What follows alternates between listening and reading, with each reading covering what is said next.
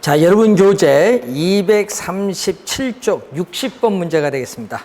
자, 부동산 조세에 관한 설명으로 옳은 것을 모두 고른 것. 자, 조세의 귀착 문제는 수요와 공급의 상대적 탄력성에 달려있다. 기억은 맞죠?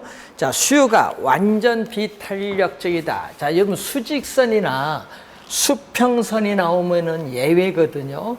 자, 완전 비탄력적이다 하면은 수직선이죠. 자, 수요가 완전 비탄력적인 수직선일 때 공급이 주어졌죠. 자, 이렇게 주어진 상태에서 우리가 세금을 부과를 하면은, 자, 공급자에게 세금을 부과하면 세금액만큼 공급 곡선이 수직으로 상향 이동하는데, 이 수직거리가 세금이거든요. 이 세금 전부가 가격 인상을 통해서 수요자에게 전가가 돼요. 그러니까 수요자가 전부 부담합니다. 수요자가 전부 부담, 공급자가 아니죠. 또 니은은 우리가 틀린 지문이 되겠죠. 자, 그리고 디귿, 공급이 완전 비탄력적이다. 자, 2번은 공급이 완전 비탄력적인 수직선일 때는 또 어떻게 돼요? 공급이 고정되어 있기 때문에 이 공급 곡선이 수직으로 상향 이동할 수 없죠. 그러면 가격은 또 변화가 없습니다. 이 가격 자체가 변화가 없다. 가격 인상을 통해서 우리는 수요자에게 조세를 전가시키는데 가격이 변화가 없죠. 수요자에게 가격 인상을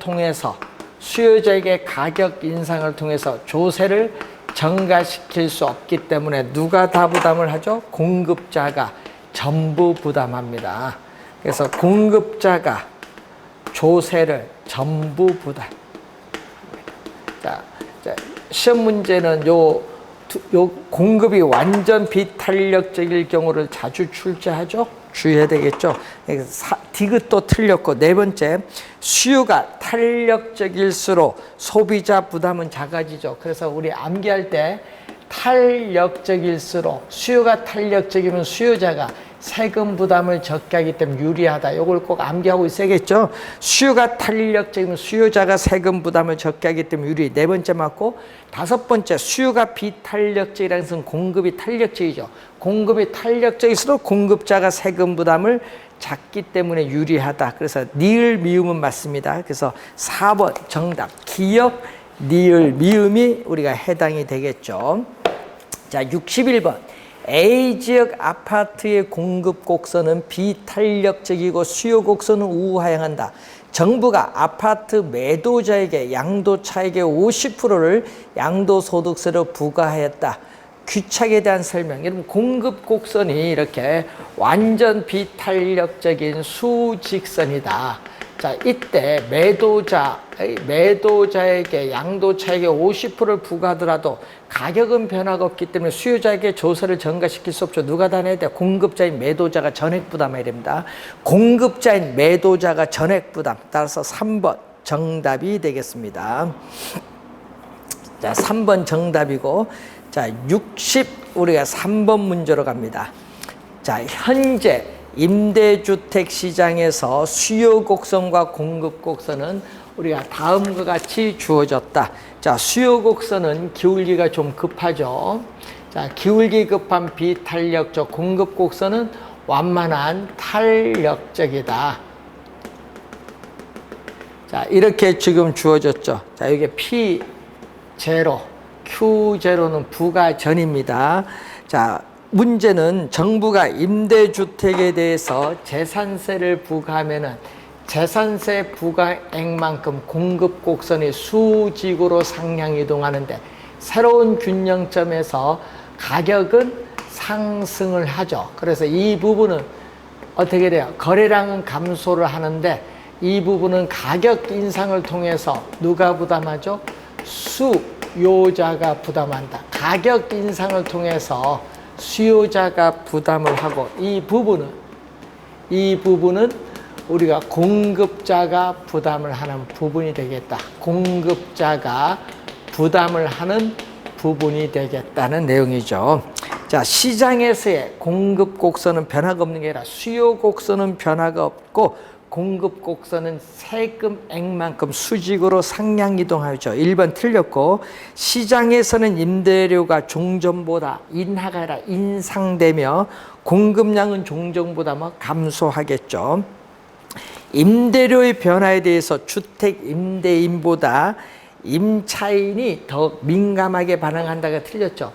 자, 공급이 탄력적이니까 이 공급자인 임대인이 민감하게 반응합니다. 3번도 틀렸고, 재산세 부과분 중 임차인에게 전가되는 부분이 임대인이 부담하는 금액보다 임차인에게 전가되는 부분이 더 작은 것이 아니라 더 클 것이죠. 틀렸고, 재산세 부과로 임차인 부담은 증가하지만 임대인의 총수입은 감소하죠. 총수입은 어떻게 돼요?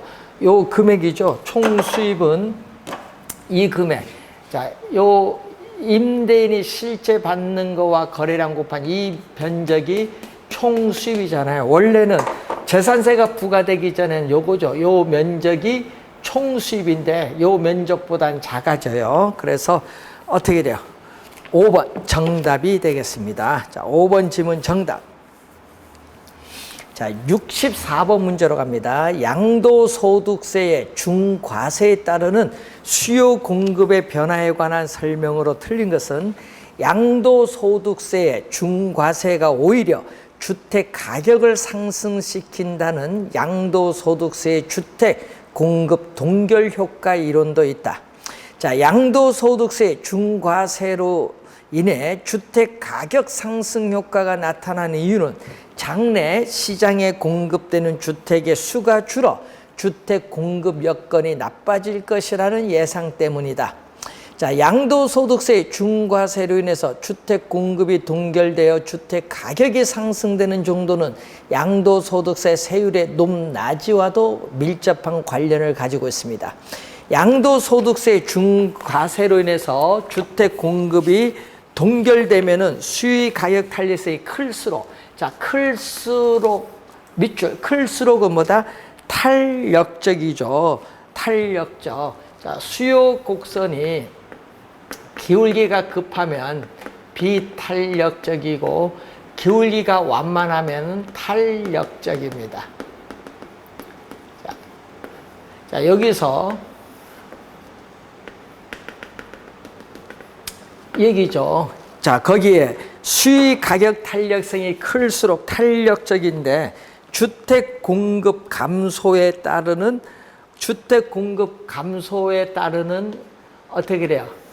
우리는 가격 상승폭, 주택 가격 상승폭은 뭐다?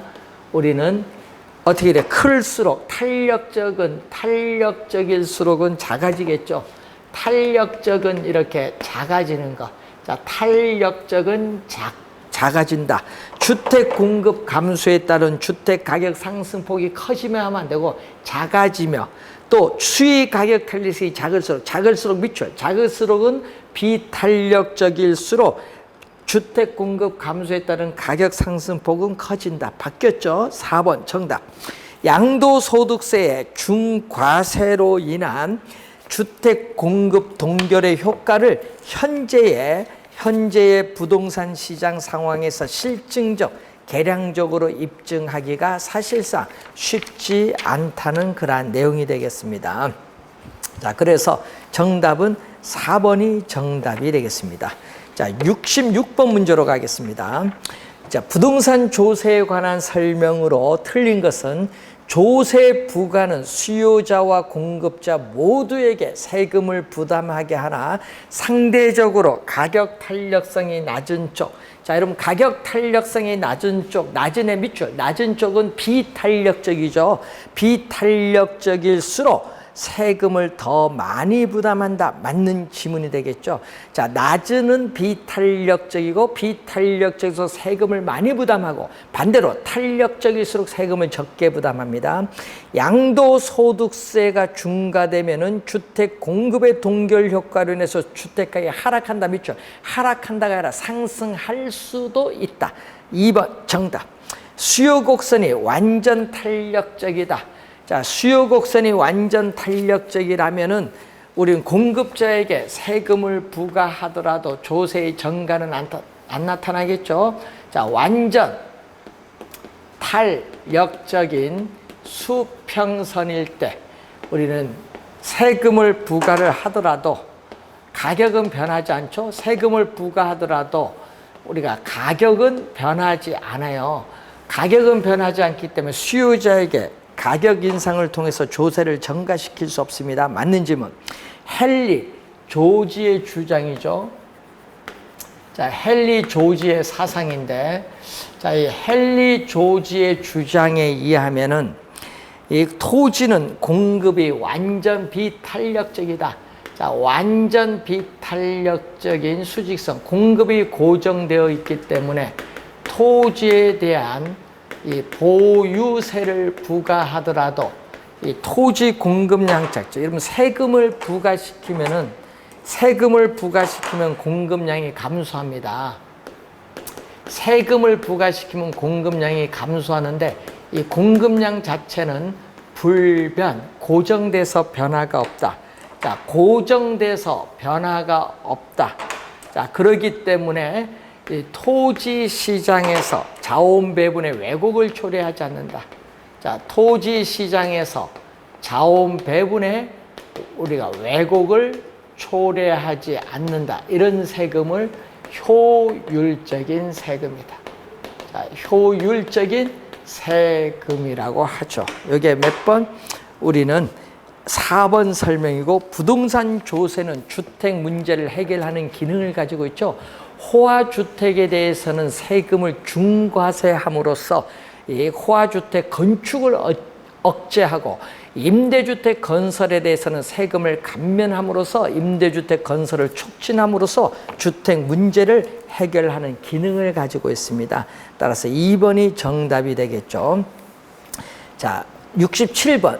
부동산 조세의 경제적 효과에 관한 설명으로 틀린 것은 양도소득세가 중과가 되죠. 자, 주택 가격을 급등하고 있을 때 이 주택 가격을 우리가 안정시킬 목적으로 양도소득세를 우리가 중과를 했더니 주택 소유자 입장에서는 주택을 처분하면은 세금을 많이 내겠죠. 그렇기 때문에 처분을 하지 않고 계속 보유를 해요.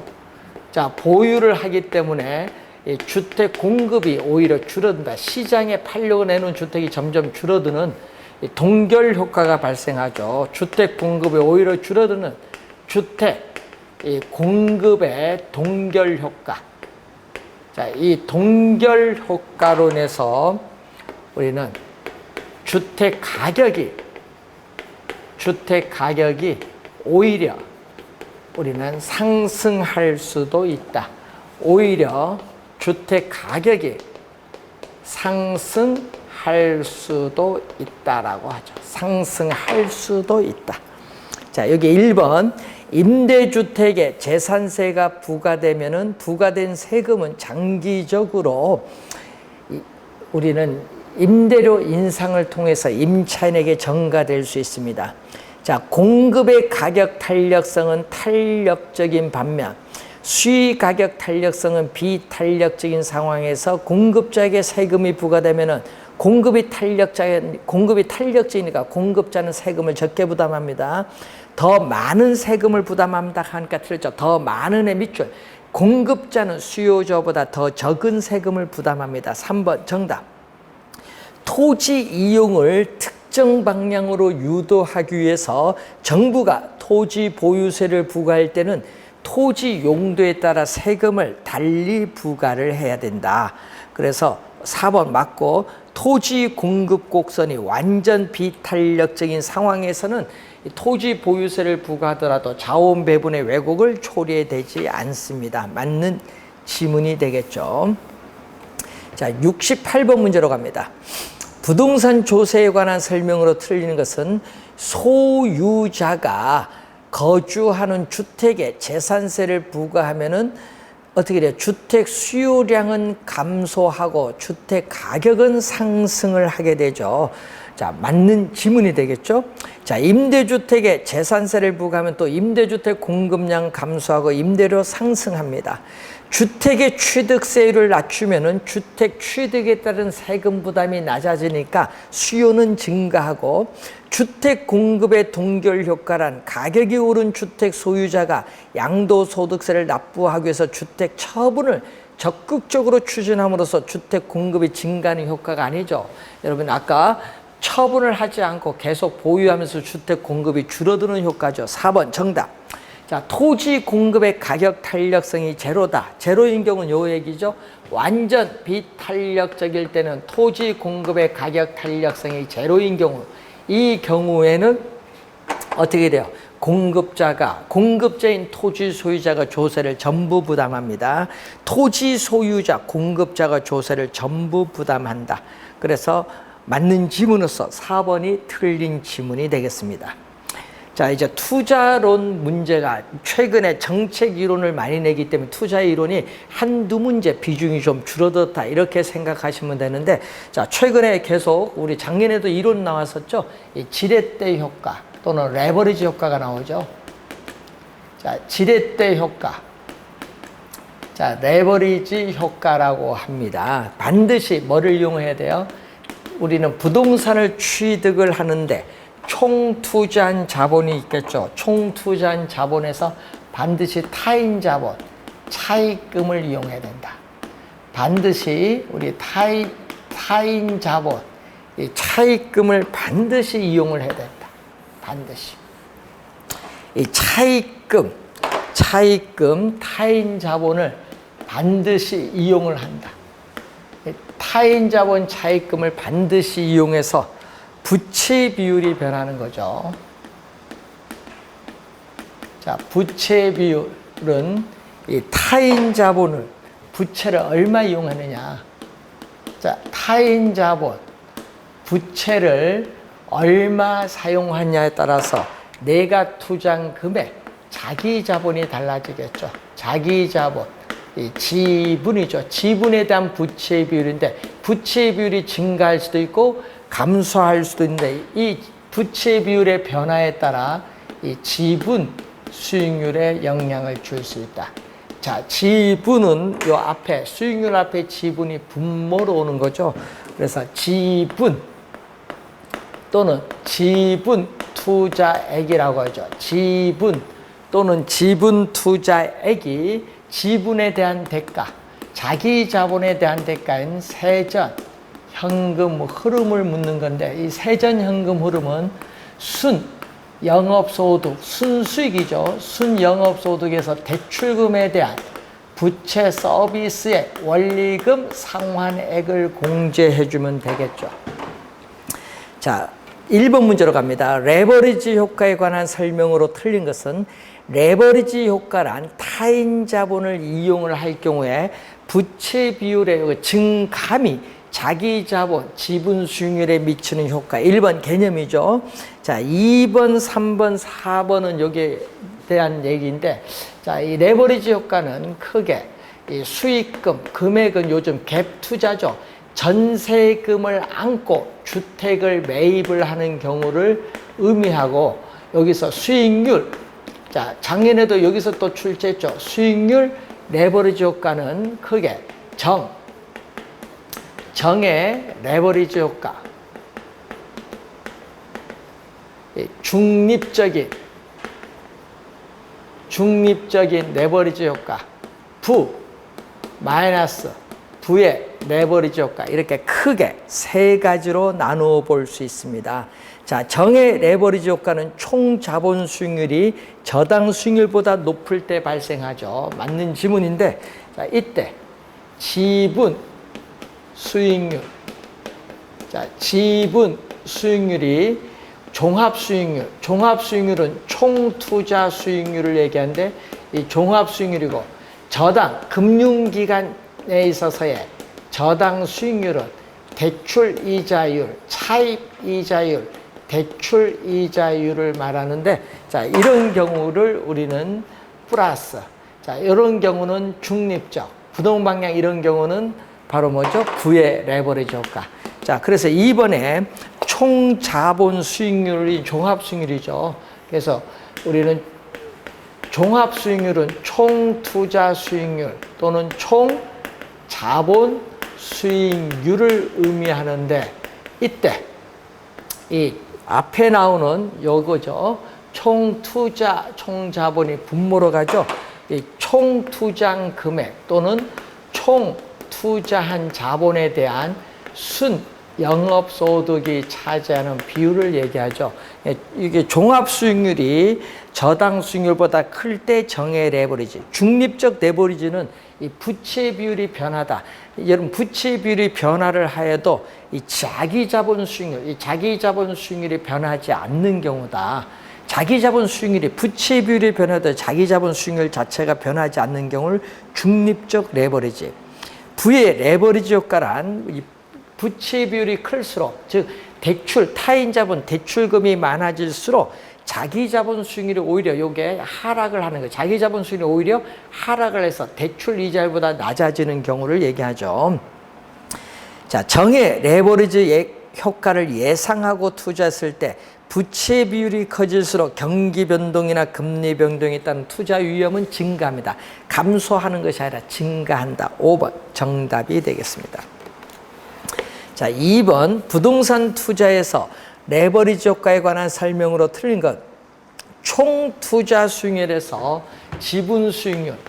자, 여러분 2번에 1번을 보시면은 총 투자 수익률에서 지분 수익률, 지분 투자에 대한 수익률이 차감을 해서 플러스 이 정의 수익률이 나오는 경우, 이런 경우는 뭐죠?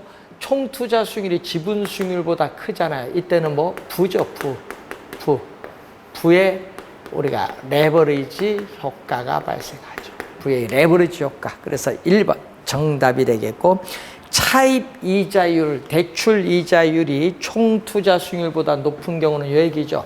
자, 이 경우인데, 이 경우에는 부의 레버리지가 발생하고, 정의 레버리지는, 이 정의 레버리지는 대출 이자율이 높아지죠. 대출 이자율의 변화 등에 따라 부의 레버리지로 변화할 수도 있습니다. 맞고, 이 부채 비율이 상승할수록 레버리지 효과로 인한 지분 투자자의 수익률 증대 효과도 있지만, 한편으로는 대출금이 많아질수록 차익 금리의 상승으로 지분 투자자의 수익률 감소 효과도 발생합니다. 대출 기간 만기 연장을 통해서 기간 이자 상환액을 줄이는 것은 부의 레버리지 발생 시에 적용할 수 있는 대안 중 하나라고 볼 수 있죠. 1번 정답이 되겠습니다. 자, 3번 문제는 우선 한번 개념을 한번 볼까요? 다음의 자료를 통해 1차 연도 자기자본 수익률을 구하는데, 임대주택 총투자 금액은 100억이고 우리 자기자본은 40억이다. 자, 3번 문제를 보면 자기자본은 이렇게 40억 원, 지분 투자액은 40억 원이고 순영업소득, 1년간 순영업소득은 8억.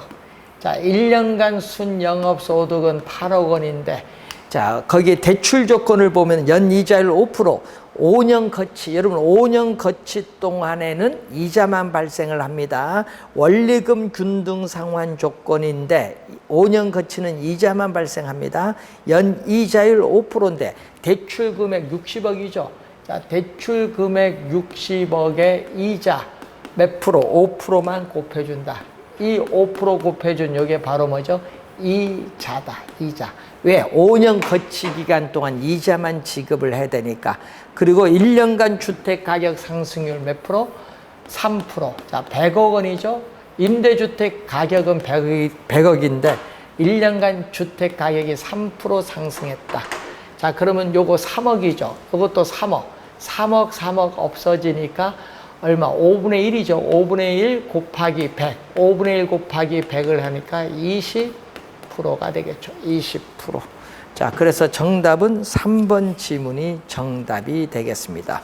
자, 이런 의미 여러분이 좀 잘 기억을 좀 우선 잘 해두셔야 될 부분이 되겠습니다. 자, 그러면은 자, 여러분 교재에 있어서 관련해서 7번 문제로 한번 가겠습니다. 251페이지에 7번 문제. 자, 자, 부동산 투자의 레버리지 효과에 관한 설명으로 옳은 것을 모두 고른 것. 자, 이런 박스형 문제가 난이도 상으로서 상당히 중요하죠.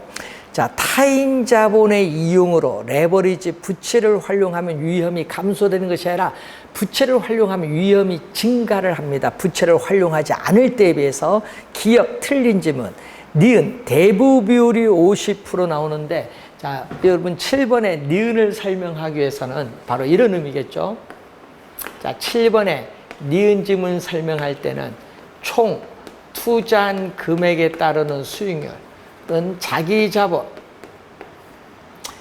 내 돈에 대한 대가, 자기 자본에 대한 수익률, 그리고 남의 돈, 타인 자본에 대한 수익률. 저당 수익률은 대출 금리죠.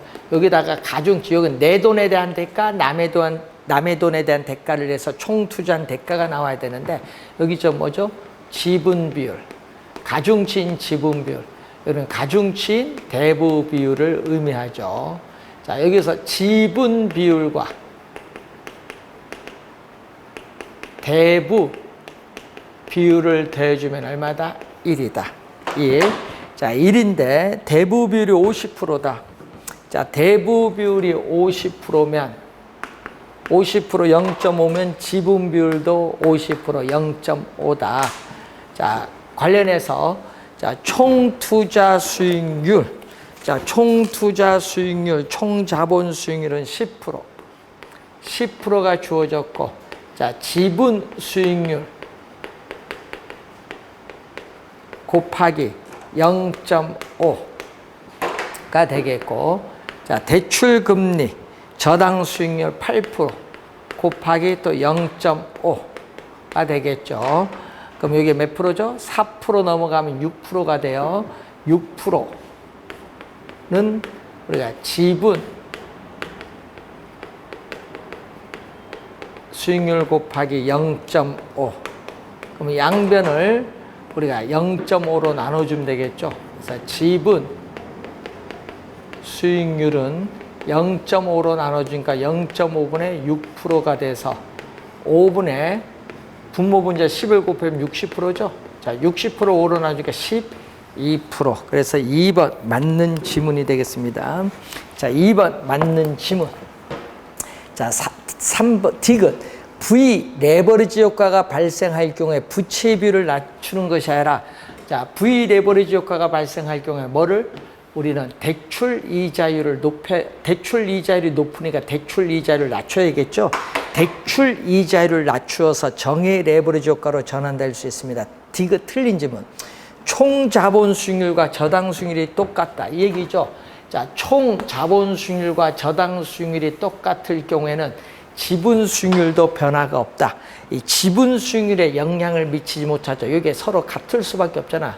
지분 수익률에 영향을 미치지 못한 중립적, 네 번째는 중립적 지렛대 효과. 그래서 맞는 지문, 그래서 니은과 리을 3번 정답이 되겠습니다. 3번 지문 정답. 자, 8번 문제로 갑니다. 부동산 투자 분석에 관계되는 수익률에 관한 설명. 이렇게 수익률 5개 놓고 틀린 것 찾아라, 이렇게 것도 출제 자주 하죠. 자, 기대 수익률은 예상 수익률, 사전 수익률이로서 투자로부터 미래에 예상되는 수익률을 말합니다. 요구 수익률이란 투자자가 대상 부동산의 자금을 투자하기 위해서 충족되어야 할 최대가 아니라 최소한의 수익률을 얘기해요. 자, 항상 요구 수익률은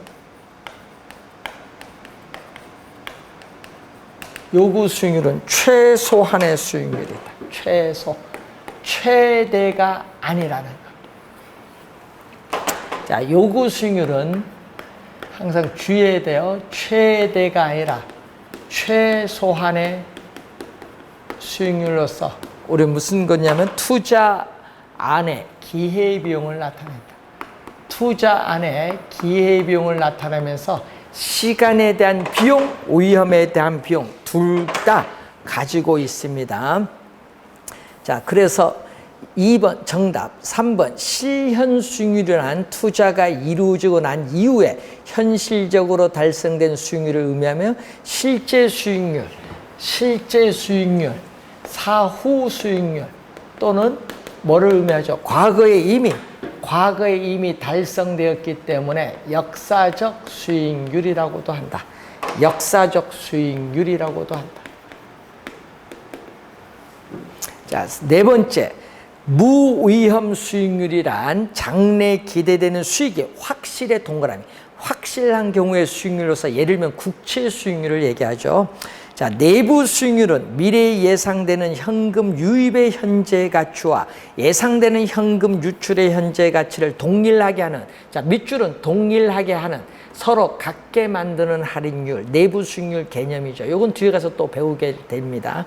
현금 유입의 현가와 현금 유출의 현가를 서로 일치시키는, 같게 만드는 할인율을 내부 수익률 개념이 되겠죠.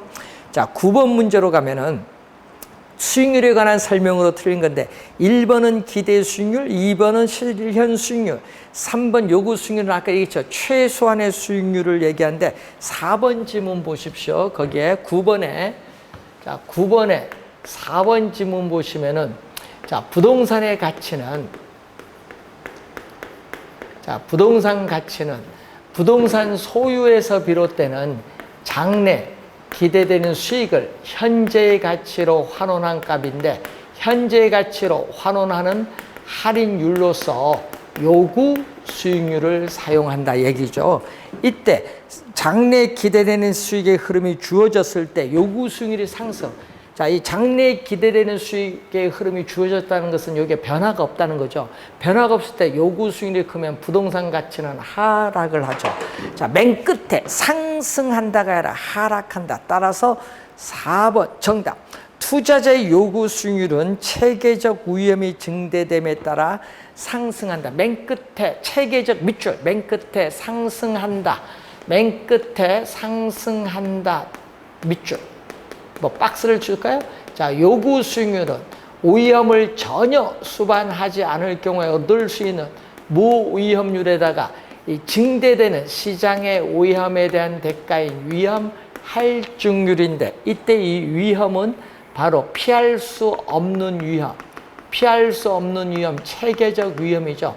이 체계적 위험에 대한 대가, 할증률, 체계적 위험의 대가가 할증률이 상승할수록 요구 수익률도 상승한다. 그 얘기죠. 자, 5번 맞는 지문이 되겠고요. 4번 정답입니다. 자, 10번 문제 또 박스 문제인데 자, 여러분 9번 문제와 10번 문제 또 우리가 잘 확인해 두셔야 돼요. 부동산 수익률에 관한 설명으로 옳은 것을 모두 그런 거 옳은 겁니다. 자, 기업 요구 수익률이란 투자자가 투자하기 위한 최대한의 수익률, 최대가 아니라 최소한의 수익률이고 시간에 대한 비용, 위험에 대한 비용 둘 다 고려합니다. 그래서 기억은 틀린 지문. 자, 니은 실현 수익률이란 투자가 이루어지고 난 이후에 현실적으로 달성된 수익률로서 역사적 수익률을 의미하죠. 이미 과거에 달성된 수익률이기 때문에 역사적 수익률을 의미합니다.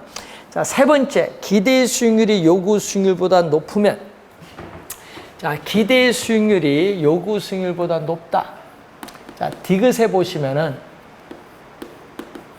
자, 기대 수익률이 요구 수익률보다 높으면은 투자를 뭐 한다? 채택을 하겠죠. 중요한 거는 항상 투자를 하느냐 안 하느냐 이게 중요해요. 투자를 채택을 해요. 투자를 하게 되면은 수요가 증가하겠죠. 부동산 수요가 증가하면은 우리 부동산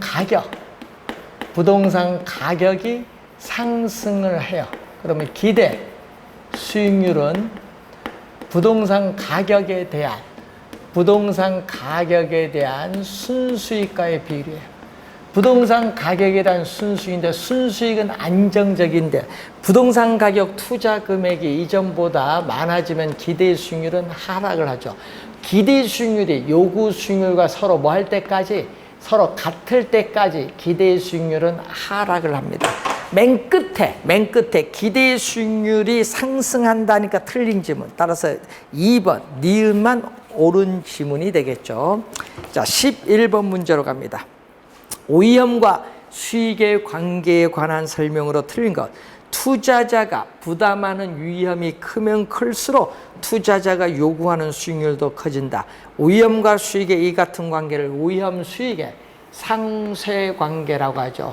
자, 위험이 있는데 제가 이렇게 위험이 높을수록 투자자가 요구하는 이 수익률도 점점 이렇게 커지게 되죠. 예? 자, 이것을 위험 수익의 상쇄 관계라고 하죠. 맞는 지문이고, 자, 위험이 제로일 경우에 얻을 수 있는 수익률이 예를 들어서 1%다. 자, 이 1%를 우리는 뭐라고 하죠? 무위험 자산의 수익률. 무위험률인데, 무위험률은 일반 경제 상황이 변함에 따라 달라질 수 있어요. 고정된 것이 아니라 일반 경제 상황, 저축률이라든지 신용의 제한, 이런 일반 경제 상황의 변함에 따라 달라질 수 있고, 투자자가 위험 회피적이란 말은 전혀 위험을 부담하려고 하지 않는다. 이걸 의미하지는 않습니다. 위험을 어느 정도 부담한다는 얘기죠.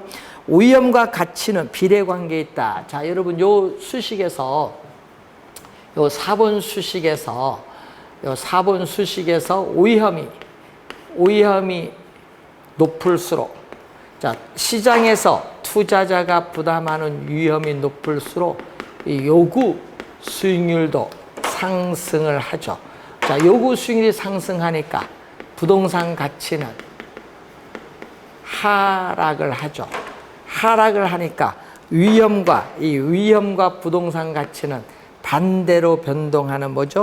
비례가 아니라 마이너스. 마이너스는 뭐죠? 반비례죠.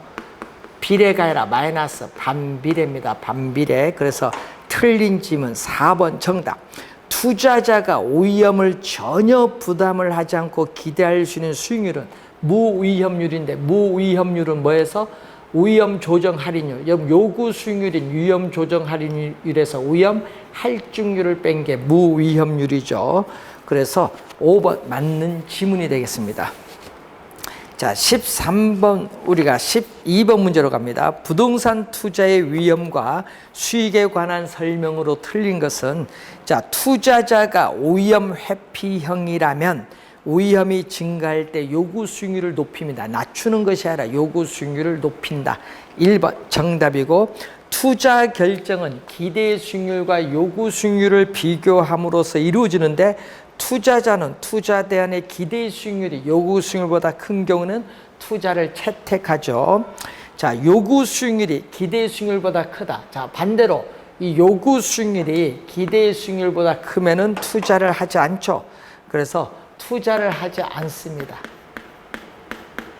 투자를 하지 않으니까 수요가 감소하면 부동산 가격도 하락을 하기 때문에 기대 수익률은 어떻게 돼요? 부동산 가격이 하락을 하면 기대 수익률은 뭐 한다?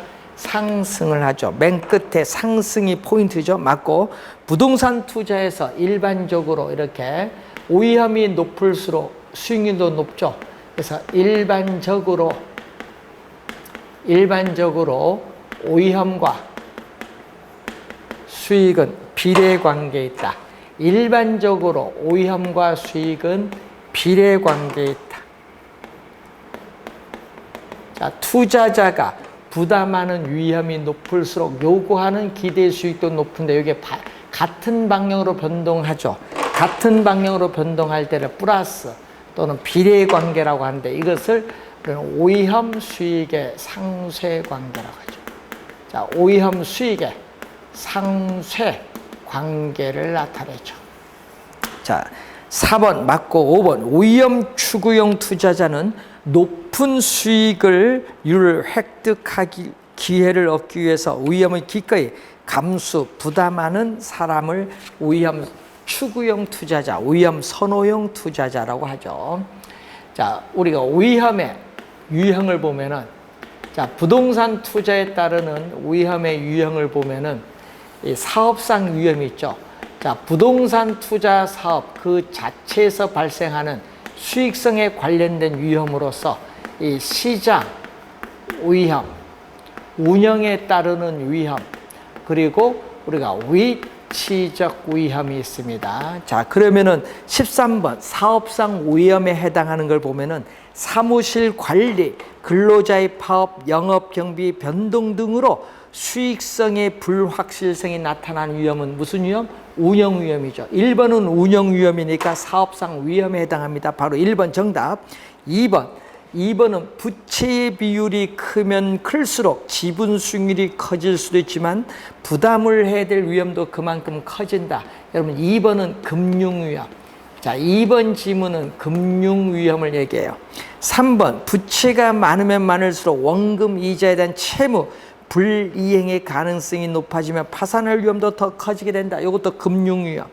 자, 법적 환경의 변화는 부동산 투자에 대한 위험을 변화시키는 거, 뭐 정책에 있어서의 변화 이런 거죠.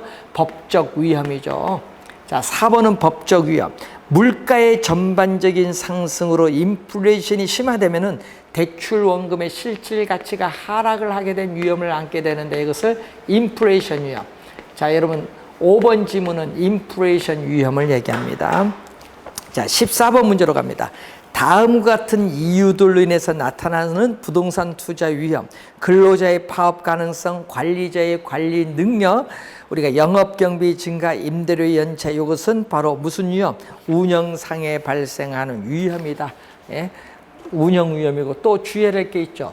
자, 부동산을 처분하여 현금화하는 과정에서 부동산 시장에서의 가치의 손실의 가능성을 유동성 위험 또는 황금성 위험이라고 하는데, 자, 요걸 좀 주의를 해야겠죠. 유동성 위험.